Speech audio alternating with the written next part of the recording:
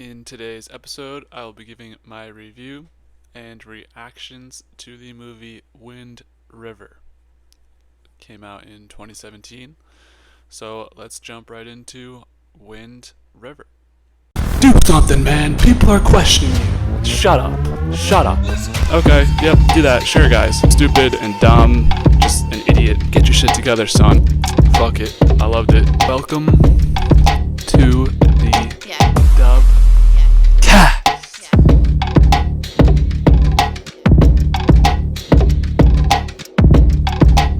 As previously mentioned, Wind River was released August 4th in 2017. The genre of this film is a neo-western crime film. It had a runtime of an hour and 47 minutes. The budget was $11 million. The director was Taylor Sheridan. And the only two actors slash actresses listed as starring in this film were Jeremy Renner and Elizabeth Olsen. So, as always, on the dubcast, we will jump into the non-spoiler review. I'll give you guys a brief plot synopsis, then give my overall review. Then after that, we'll jump into spoilers and my thoughts and reactions throughout the film. So, here goes our brief plot synopsis. So we meet Corey, played by Jeremy Renner. He is a hunter in a town. Hunter uses like a basic term because he actually works for the fishing and wildlife part of the parks or whatever. I don't know if he's like environmental police, like the fishing and wildlife people. Whatever, not important. So basically, his job is to take care of dangerous predators throughout the environment. They are located on an Indian reserve, so there's a lot of things that pop up. We'll get into that a little bit later. So that's his kind of sort of job. And so he's asked by his father-in-law to take care of a trio. They find out a trio of mountain lions. Originally, I think it's one, but it's more than one. They've been hurting the livestock, so he's gonna go out there on his snowmobile and go and try and take those mountain lions, cure this problem. So he's got to track a little bit through the snow, and while he's out there looking for the lions, he runs into a dead body. Um, Now this is pretty shocking since the town they're in is a small town, just a little like reservation. So immediately he knows who the body is. It's a young girl he recognizes. Actually, the beginning of this movie was this girl running across this empty snowland and then just falling with a poem. So we are thrust into this investigation where they're trying to figure out what happened to this girl. How'd she get out there? So, being that it isn't on an Indian reservation and there's a very small population, there's only a couple of police officers to investigate the crime. And so they actually notify the feds, as they say, or the FBI. And we meet Jane Banner, played by Elizabeth Olsen. And so basically, Jane Banner likes the way that Corey has been tracking the killer to this point, tracking movements of the body and all that stuff. So she asked him to team up with her to solve this case. So that's where I'll leave it for the non-spoilers. Yeah. So if that sounds intriguing, fire away. We'll actually stay for my review because, anyways. So here goes my overarching review of this movie. So I thought this was a very fantastic movie. You'll see reflected in my score a little bit, but I don't even have much to say about it. Like negatively, usually I can find something to say negatively about it. I just thought everything was so great in this movie. Just a really wonderful experience to watch it. Side note, I did fall in love with Elizabeth Olsen. I'm a simp, so things happen. If you guys like Elizabeth Olsen's work as Wanda in the Marvel series, this is a way better role for her. She's also way more attractive in this movie than I've seen her in any other film or TV show. So just something to keep in mind. I'm not trying to be, what's the word, but you know what I'm saying. And I don't want that to take away from her awesome acting in this film. She did an awesome job along with Jeremy Renner. I think this is my favorite Jeremy Renner movie as well. I think this is the best I've seen him act in anything. Marvel was cool, but like Marvel is Marvel, so I'm giving him the nod here. Obviously, The Town is pretty good. Probably haven't seen all of his works, but this was a very strong performance from both of them. Easily my favorite performance from both of them. Thought they just really dove deep into the role, Renner especially, and was able to fulfill his character pretty damn well. So, also just the other supporting actors, all around were pretty phenomenal. I actually noticed some of them were from the TV show Echo, which also features a lot of Native Americans, so that was nice to see some crossover there. I know the police officer Ben was played by a guy in that show, and um, Corey's mother-in-law was also played by a woman in that show, so there's probably more that I'm missing, but good performances from the actor who played Ben and all of the kind of supporting actors. There was really no one that you were like, really, what is this guy doing? Like, they all played their parts really well. So, personally, for me, I thought this story was very riveting. This is kind of the movies that I get into, like these crime, you try and figure it out. As I mentioned in Little Things, crime films, love them. So I thought there was no really stone unturned, and there was no dull points in this movie. Usually, even in Little Things, things kind of dragged along a little bit, but I didn't think there was any moment in time in this movie where I was like, all right, let's pick it up here. Like, everything had a meaning, everything had purpose. The runtime was only an hour and 47 minutes, so it wasn't too quick, but it wasn't too long with them adding in stuff just to make it longer. Like, they left it at hour 47. I thought that was perfect for the movie. So, as I've been kind of mentioning, I'd recommend this to anyone really. I think it's worth a watch, regardless of what type of movie you're into and what type of um, genre you're into. I think this is just a really well shot film and really just good story. So I wanted to put that out there. I recommend it to everyone. Go watch it and then come back to my review if you want and leave your comments on what you thought of it, or if you watched it, let me know what you thought of this movie. I'll give a plug to Roku channel. That's how I watched the movie. So if you have Roku, go ahead. I also believe it's on Amazon Prime. So with that being said, I obviously have given this movie a lot of high regards. So you're probably wondering what's the score for this. So we are going to land this at a 9.3, 9.3 on the Dubcast scale. So taking a look at our Dubcast helper here, the graphic. This is actually a landstone or milestone for the Dubcast. This is our 10th movie ranked, guys. We're moving up the rankings pretty quickly here. Keep adding in movies to the queue to watch. So I've got a lot of things to say and a lot of movies to review still, but made it to number 10 already. Feeling good about the pacing of everything. So yeah, as mentioned before, this is our new highest ranking for the Dubcast movies. The only one in the 9 category. So do you guys think this rating's a little too high? What movies that are below it do you think should be above it? I think my score was a little high, to be honest, at the beginning, and over time I may drag this down a couple of decimals, but I think it's definitely still a strong to decent 9 in that like low area, low 9. So yeah, that's where we will leave it with the scores. So I'll give my little warning again. That is all I have to say on the non-spoiler review and the just the non-spoiler review overall, brief plot synopsis. So let's get back to the spoilers of the film. So if you have not seen this movie and want to go watch it after my glowing recommendation of it, shame on you.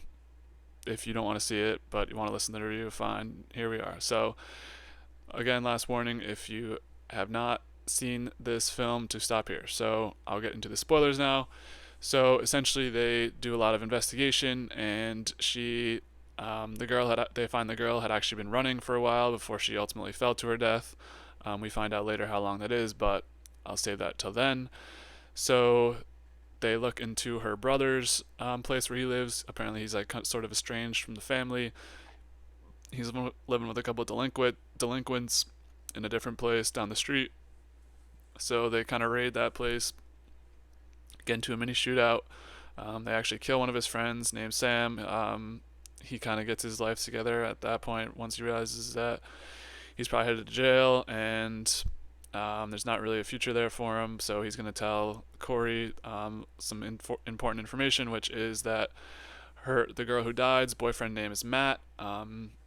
He worked at this kind of oil energy place in the middle of nowhere, reserve, whatever it's called, where they lived out there and had trailers and stuff.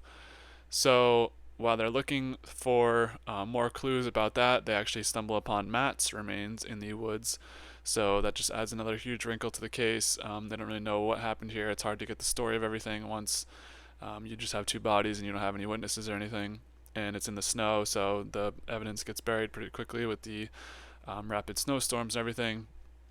So ultimately, they're going to make their way to the trailer and reserve where Matt lived and worked. And they get into a little standoff. They have, I think, 4 or 5 cops with them. The other guys have 6 people too. They all have guns. There's a little standoff, and Jane really wants to get inside the trailer, and they're like, "Yeah, sure, fine, we'll do that."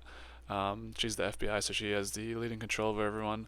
And once she finally opens that door, um, go to a flashback of the people who live with Matt, his coworkers and fellow employees, who come back drunk one night once Matt and his girlfriend are in bed, just having a nice conversation about moving. Of course, these drunk losers come home and they go really over the top here. One of them is insisting on being in the room. He's got the little curtain thing that you can shut, but he keeps opening it and keeps trying to be weird. So Matt's like, "Get him out of here." Matt, played by John Bernthal, one of my favorite actors. Side note, but so he is like, "Get him out of here, get him out of here." His boys don't really have his back, which is fucked up. And then things escalate because they're all drunk. Matt starts throwing hands. The girl gets knocked and shoved over. She's unconscious. She wakes up and she's being raped by, I think his name is Shane, the scumbag guy. So once they all team up on Max, he gets super upset, obviously, and super starts charged up and just beating everyone up. She makes her way out after she's been hit in the head and starts running, which fully ties the loop of the story. So we understand why she was out all that way in the forest and what actually caused everything. So once we flash back to the future to the present moment, we see Jane finally get that door open and everyone just starts shooting. There's a massive shootout. Basically, the team of employees there are able to knock out most of the police except for Jane. She seeks cover under like the ramp or something. And Corey actually happened to be right by, trying to take care of those mountain lions. He sees them, but then gets like a weird feeling and looks to the reserve, where he tries to contact Ben, the main police officer. He doesn't answer his walkie-talkie, so Corey's got his sights set on the reserve. He is a sniper. He just kills like 2 or 3 of them. The main perpetrator, Shane, is able to escape a little bit. So Corey, being the tracker that he is, makes sure that Jane is okay, covers her bullet hole wounds, and kind of nurses her back to being like conscious and okay, and then goes and tracks down Shane like right after. So he's not going to kill him. He's going to find him and capture him. So he leaves Shane the same challenge that they left to the girl, which is to run 6 miles and find the highway to escape, because they're in the middle of nowhere. The guy doesn't even make it like 200 feet. He dies very quickly. So that's how we end Wind River. Also with a nice message at the end about Native American women going missing, and there's no stats reporting that Native American women are missing or anything, so that's kind of fucked up. I hope they change that since 2017, as we are 7 years later in the timeline. But just overall pretty strong movie. I love everything about it, so I've said that a million times by this point. So post spoilers, let's now jump into my thoughts and reactions on just things that happened within the movie. So right at the beginning, thought this was a pretty awesome way to open the movie now looking back on it. The girl running away from at the beginning, and also the poem, which we find out later, talks about protecting and knowing someone, which is actually something I haven't even mentioned yet. Corey's daughter was actually killed by a group of people about a year before this movie takes place. So it's actually the girl, his daughter's poem being said while we were actually watching this girl die in the middle of the snow. So looking back on it, this is probably a good scene to watch at the beginning, knowing everything that happens. Probably gonna have to rewatch this movie again just to see everything all take place. And now that it's solidly in my favorite movies, just based off watching it once, probably gonna watch it a couple more times, see what's good with everything. So right off the bat, I thought that was interesting way to start it. Keeps you intrigued. You get the hook right there. So good way to start the movie. Right off the bat, I thought my boy Corey, aka Jeremy Renner, he's got the COD loadout with the sniper shooting the wolf. He's in like, he wears this sick outfit where he's just wearing like this all white um, outfit with, and he's got the sniper. So this reminded me of like Black Ops 1 COD, that one map where you're like, there's like a satellite. It's kind of a, like half the people who are watching this probably don't understand what I'm saying.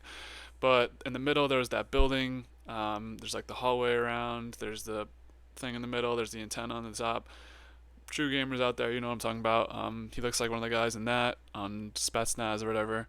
But he has an awesome look throughout this film of him wearing this all white uni. So, moving on, we had this rocky ass relationship between Corey and his ex lover slash partner slash wife. It's never really explained what their full relationship was. I'm assuming that they were married. They have obviously had 2 kids together, but this woman is very icy to Corey, and now knowing everything I know, maybe I was a little too harsh on her, but she wants nothing to do with him when he stops by. I guess we can debate later on once we get to the whole backstory of their daughter and everything that happened to her, whether she's justified in what she thinks about him. But man, she just is so like rude to him. She has wants nothing to do with him at the beginning here. It's pretty sad because through this one scene of Renner sniping the wolves, I was like, this guy's a boss, so don't be mean to my boy. Yeah, he's just being super nice to her. He's trying to be like friendly and ask questions and stuff. She's giving him nothing. So their boy comes down the stairs. He's got a BB gun and there's nothing even in it, but he points it the wrong way. And Corey's like, "You can't do that. Come on now." He like scolds him. It's like the most like aggressive he is the whole movie. He's like, "You can't do that. You can't do that. Come on." So I thought that was just something. Um, yeah. So basically, he came to pick up his son. They go back to his place.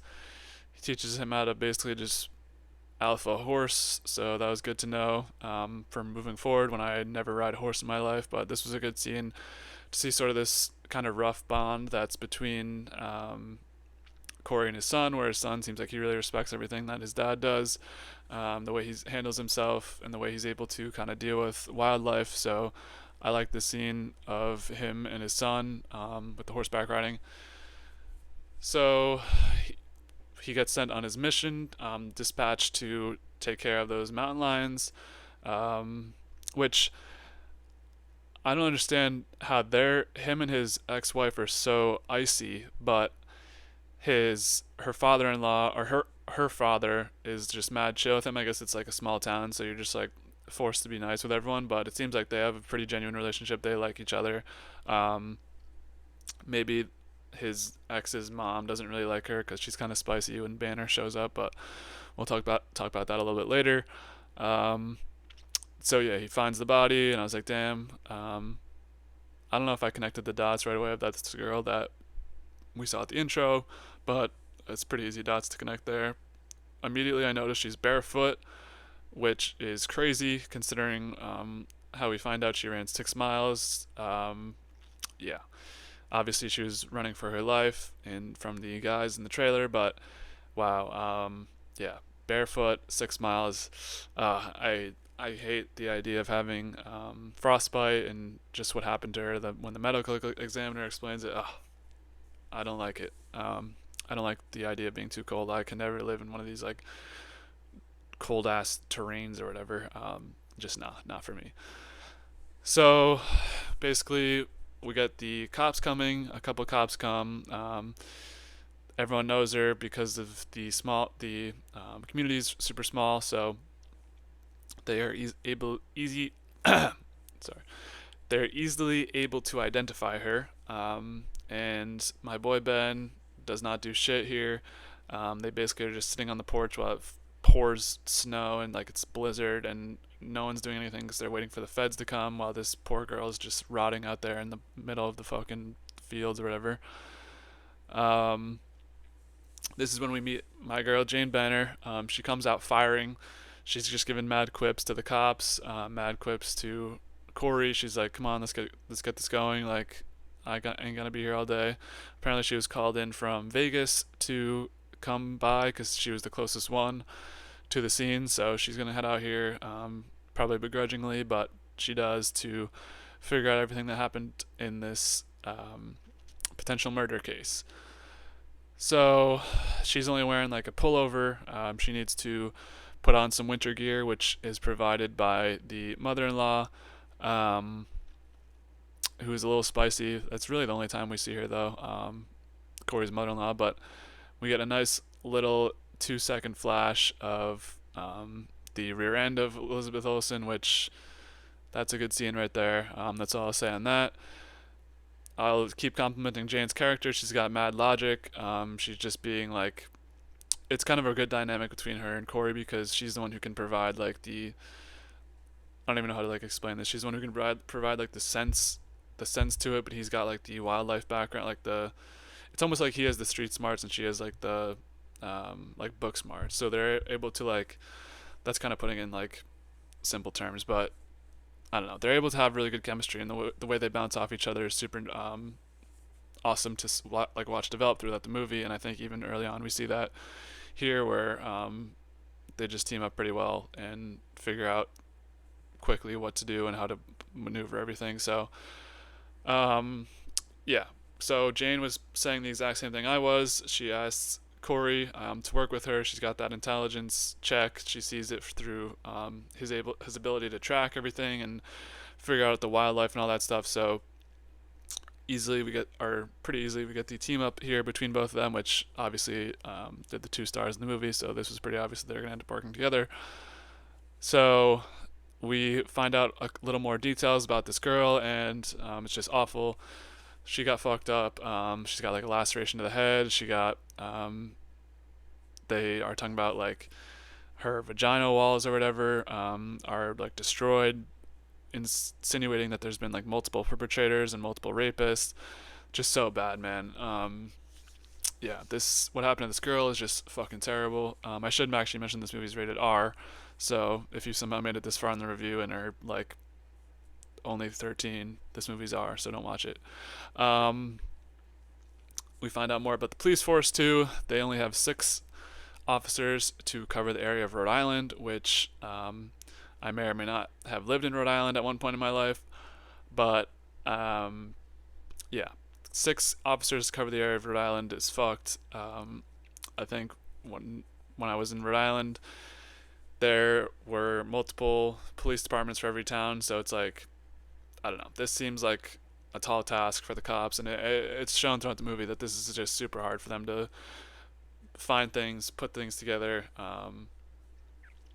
because there's only 6 of them. So it makes sense why this is kind of taking a while. And um, yeah, I mean, this is just bad. I hope there's been able to be more cops in these reservation areas. I don't know. Just the idea of 6 people policing the entire state of Rhode Island was like, wow, that's a really bad way of things happening because there's probably a lot of wrong that can go down. So Jane's going to make the home visit to the victim's family. The family doesn't trust her. Obviously, this is a tight knit community, so they're going to be all protecting of their own people. They don't like outsiders. Jane just, yeah, she does too much here. She's trying to ask too many questions of a grieving family who, I mean, I guess you have to ask them because you don't know what their involvement is, but obviously they wouldn't want to do anything to harm their own, like, 16, no, she's not 6, she's like 19-year-old girl. But She does too much here. She presses the husband about what's going on, and he's like, maybe you can ask my wife. She's in the bedroom. My girl opens the door to the bedroom, and we see the mom's just cutting herself. And wow, that was a tough scene to watch. But my question here is for Jane. Um, you're just gonna walk out? Wouldn't you want to like say, hey, can I have that knife? Can we stop cutting ourselves? I mean, not in this terms, but like, I don't know. When if I walked in on someone cutting themselves, even if I didn't know them, I'd be like, hey, is everything okay? Like, can I do anything for you? I don't think that's good for you.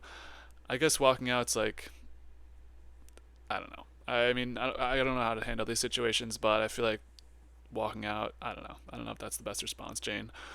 Um, so we come to find out Corey's basically close with everyone. He knows the dad pretty well. They're gonna have some pretty good conversations throughout this movie. I guess he did say he knew the girl, so he knows the family. Um, we come to find out later that his daughter was actually best friends with the daughter of the girl who died, so it's just a sad tragedy all around for this town.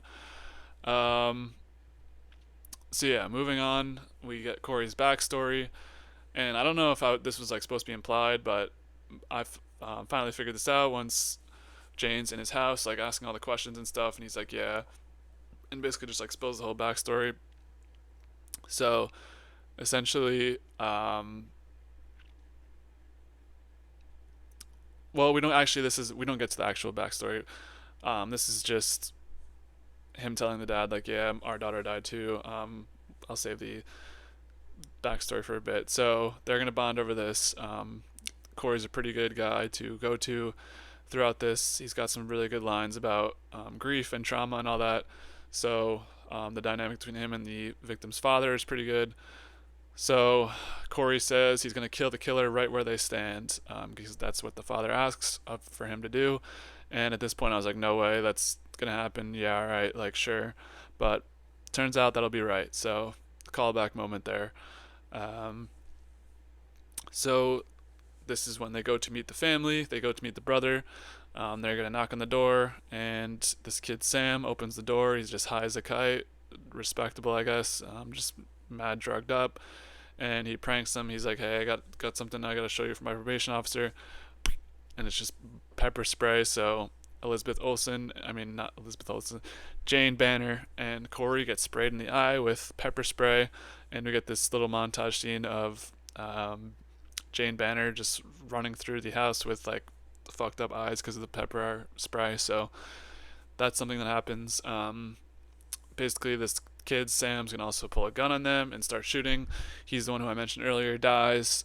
Um, the other two kids make it out okay.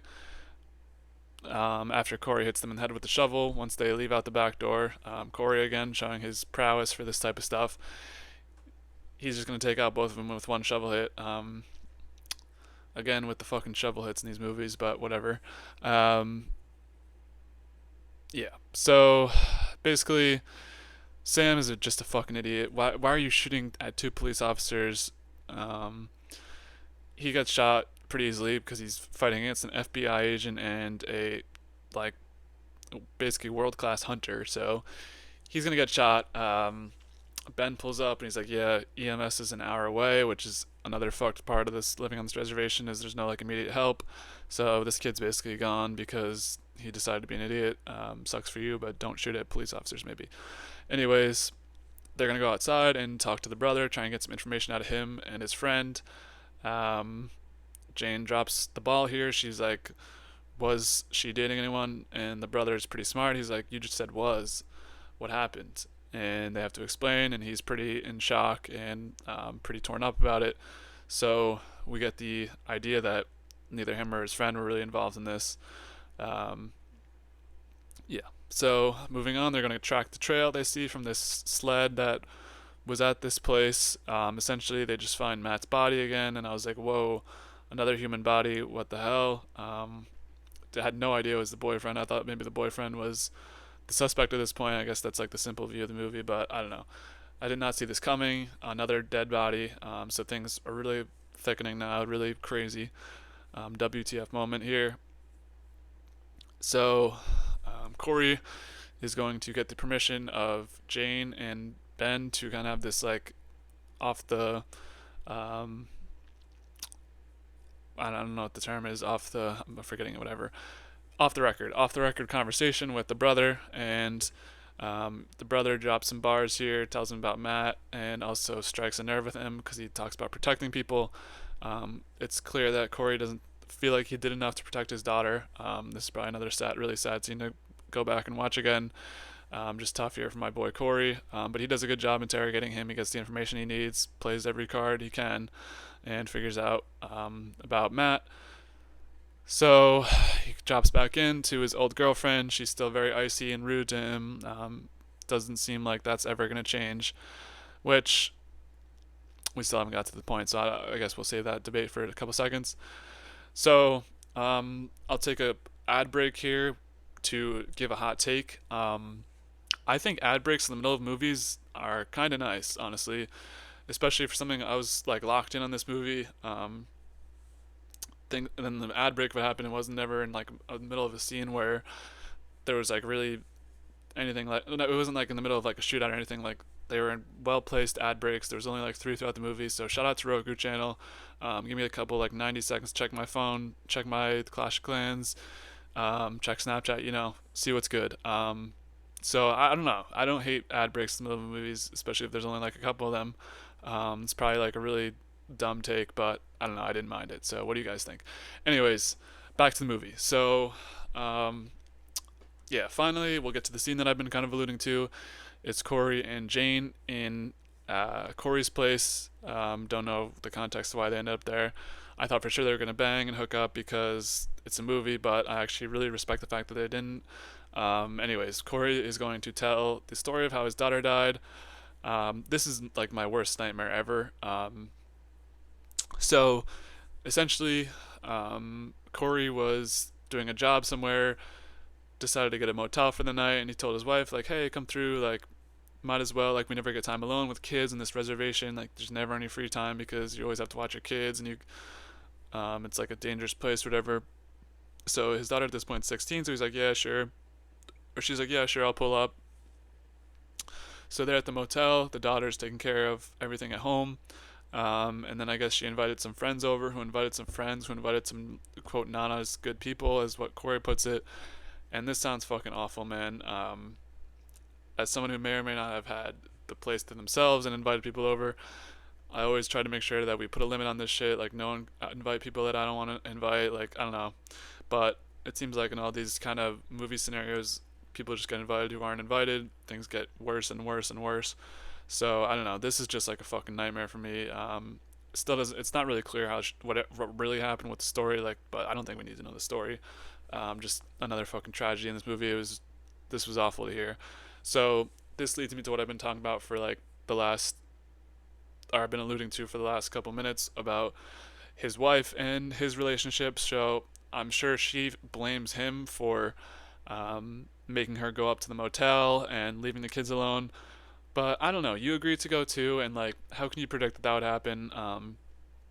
Both of you, I mean, essentially what it comes down to is both of you parented the kids. So I mean, I don't know. I don't want to. It's like this is a very tough situation to navigate, and I think her feelings are justified. But I think it's really complicated in the fact that like, I don't know. She's partially responsible too, whether she wants to admit that or not. And maybe that's part of the way that's eating away at this relationship between her and Corey.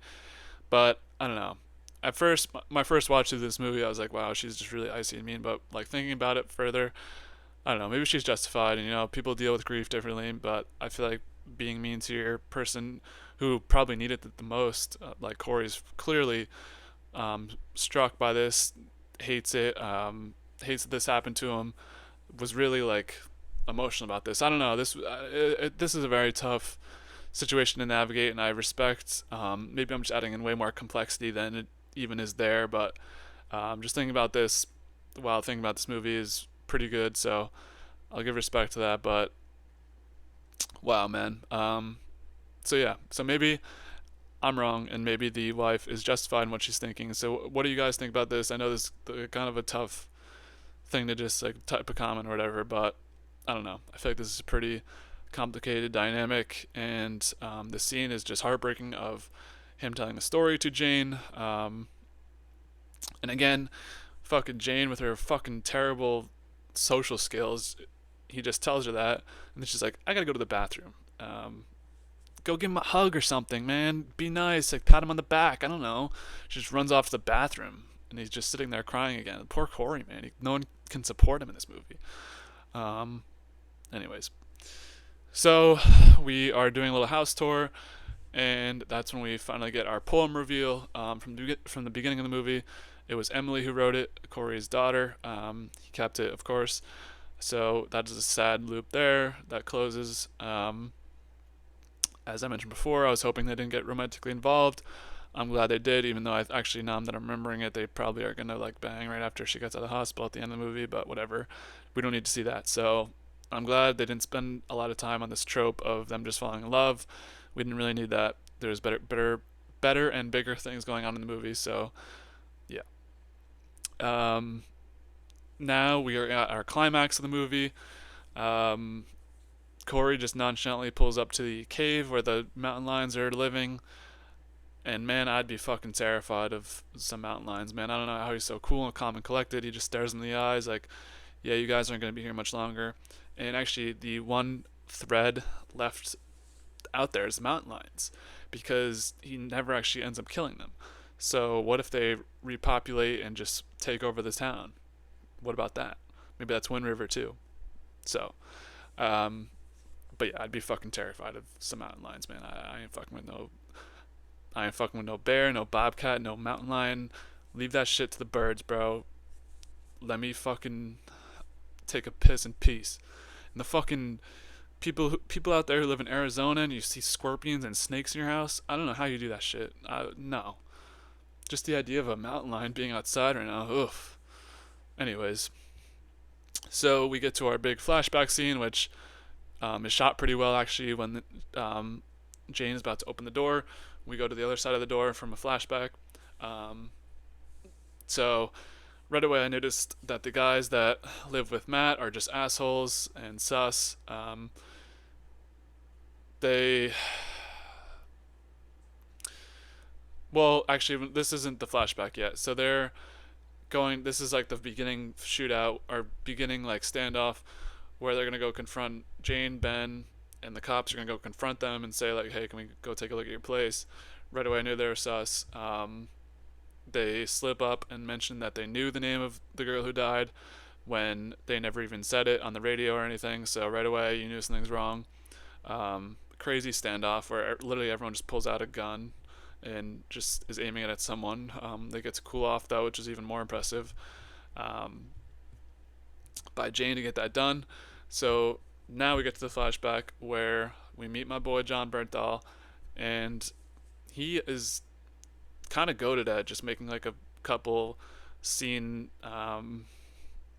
appearances and just being like gas. For example, The Bear, season 2, season 1.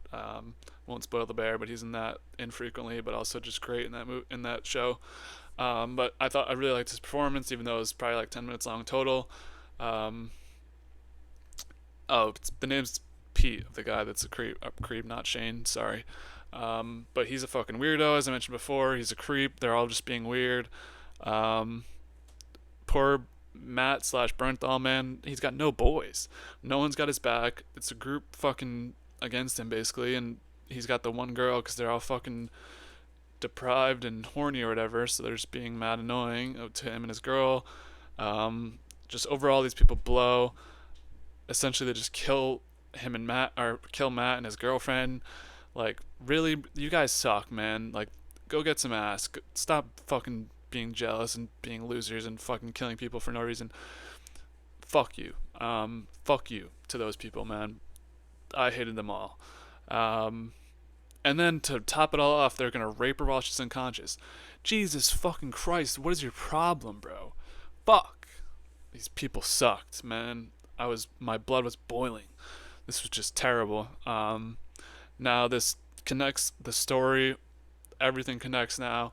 We have the full background, and now our shootout goes out, where it's just crazy fucking shootout. Did not see this coming at all, honestly, especially since like 15 minutes before we had the fake shootout or fake standoff. So props to them. This was kind of a surprise to see this all play out like this, turn into like a fucking action movie in like 5 minutes.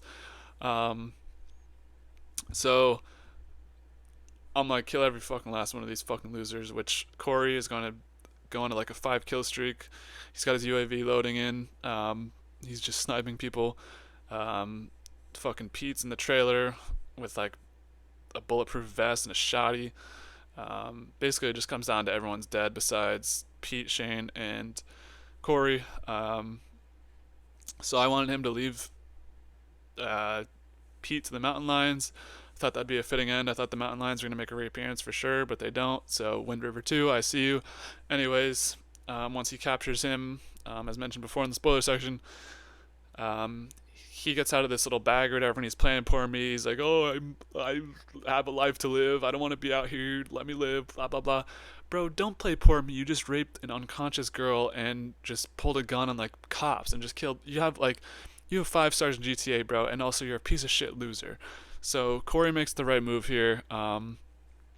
He gives him the backstory of how she ran 6 miles, which I don't know how many fucking times I have to say that. That's crazy. I can even run 6 miles. I don't even run 6 miles on my runs. Fucking nuts, man. She ran 6 miles barefoot with no shoes on. Well, I just said barefoot, but in the fucking pouring snow, the blizzard. Goddamn, man. Adrenaline's a crazy fucking drug. This girl, it's just awful. Um, yeah, I mean, I've said that a million times, but it's just awful. So, finally, as I'll say it, justice is served. As mentioned before, he doesn't even make it 200 feet. This guy's a bitch. I don't know if he was barefoot or not. Should have taken those shoes off if he was. But fuck you, Pete. Hope you fucking rot in hell, you piece of shit. Fuck you. So, go back to Corey. He's going to simp for Jane in the hospital, and this is where I was like, all right, wrap this up. Like, come on now. We don't need this, but there's nothing really too bad, I should say. It's just like he's being nice to her because they had solved this case together, and clearly both respect each other's work. So he's going to do everything for her in the hospital, be nice to her, make her laugh, whatever. She's like, I can't laugh. I have a rib injury, blah, blah, blah. You get it, the usual shit. So, thinking back on everything, I was like, damn, that kid Sam died for absolutely no reason and is even more dumb than I thought because he wasn't even involved in this whatsoever. So he just pulled a gun on 2 cops because he was high as fuck. So don't do drugs, kids. Common dubcast message, don't do drugs. So Corey is going to make it back to the victim's dad and have this really good conversation about trauma and everything. And he asks him how he died. He said, oh, he suffered, like, good ending here. And then we get a very good ending at the end. Very good ending at the end. Nice. Little message goes over the screen about the Native American woman never being labeled missing and never being part of the stats, and that there's probably, I can't say the exact number, I didn't write it down, but there's a lot that go missing and it's never reported. So it wasn't like a blurb, like it was a quick thing. It was an effective. So yeah, that's all I have to say about Wind River. Easily the longest review I've done so far, but I really just love this movie from front and back. So what do you guys think of Wind River? Is my analysis too high on this movie? I don't know. I need to watch this movie again, bro. I really liked it. So yeah, what were your thoughts on Wind River? Where did I go wrong? What do you disagree with? What do you agree with? This will probably be coming out on Saturday. So what we have in the future, I'm talking next couple podcasts. We got House of the Dragon season 2 episode 1 on Sunday. We'll see if I can get that out in time. It may be a Monday night thing. After that, we'll have Acolyte, everyone's favorite show, Acolyte. Tuesday night, should have a review Tuesday or Wednesday, and then got a review for a movie called Brokeback Mountain coming at some point. Happy Pride Month, so we'll see what happens with that. Besides that, the Celtics series should be wrapping up soon for sports, so may do another podcast post finals. I got a special video if the Celtics were to win the finals for you guys. If not, then I may just not post anything. So yeah, as always, appreciate you guys watching the video. Appreciate you liking or disliking. All interactions are good interactions, right? So I appreciate you guys interacting with my feed on all social medias, on YouTube, on Spotify, on Apple Music, on Amazon, wherever you're listening to your podcast. Staying consistent. So really happy with everything, how everything's gone. As I mentioned before, we now have a form to fill out if you want to be on the Dubcast formally. There's a couple things to see what you want to talk about. So thank you guys so much for watching. Dubcast out. My message for this one. I gotta think of something interesting to say. Wind River. I don't know. Sniper. Renner.